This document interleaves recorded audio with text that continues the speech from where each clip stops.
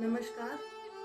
Mithila cultural society UK के पेजसँ सब गोटे के यथोचित अभिवादन। हमर नाम शारदा झा अछि। हम हैदराबादमे रहै छी और आइ हम अहाँ सबके अपन एकटा कविता सुनाबऽ जा रहल छी। हालांकि ई कविता दू पार्ट में छै, चित्र 1 आ चित्र 2। चित्र 1 कविता के नाम छै मुक्ति, विंसेंट वैन गॉक लेल।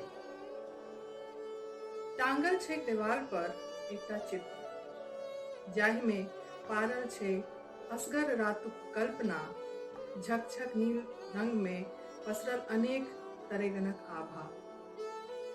आश्रय स्थलक कोठरी में बंद दिखैत अपन हिस्साक आकाश, ओहि में भखरल प्रेमक रंग रही रही उतर अबै छै ओकर आँखि में।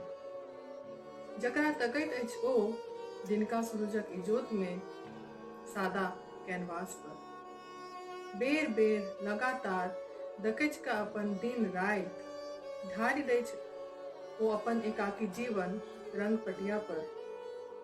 की देखैत अछि वैन गॉक ओहि जंगला से बाहर अपन अतीत, आकि बाहरी दुनिया देखैत अछि ओहि कोठरी के भीतर असहाय आ निरीह भ अपन मुक्त भविष्य।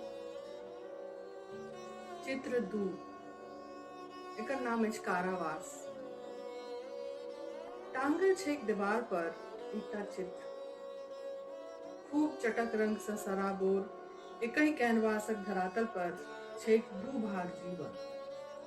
उम्हर छैक मयूर पंख पर बैसल कल्पना, फुलायल लाल गुलाबी आ पियर फूल, ताहि पर उड़ैत तितली तकर स्वप्न।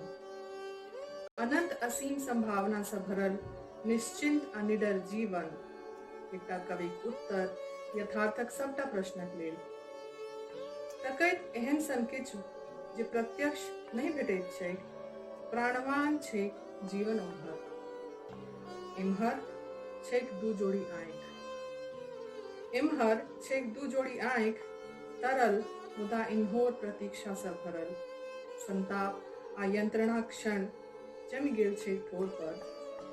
कपार पर लगाओल ललका ठोप चमकैत छै अस्तित्वक सूरज जकाँ, जकर पाछा नुकायल छैक अन्हार, जाहि में नहीं सूझि रहल छैक फ्रीडा कालोक बनाओल आत्मचित्र, आकि सिरमा में राखल सिमोन दे बोववार आ सिल्विया प्लाथक आत्मकथा।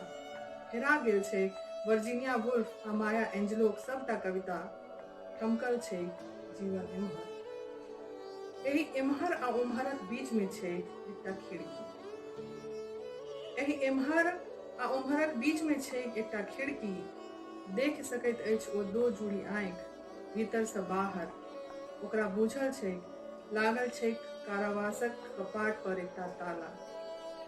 मुदा चित्र में नहीं देखाइत छैक मात्र एकटा चीज, मुदा चित्र में नहीं देखाइत छैक मात्र एकटा चीज, जे ताला बंद छैक भीतरहि सँ, कुंजी बांधल छैक ओकर अपनहि आचरणक खूब में। धन्यवाद।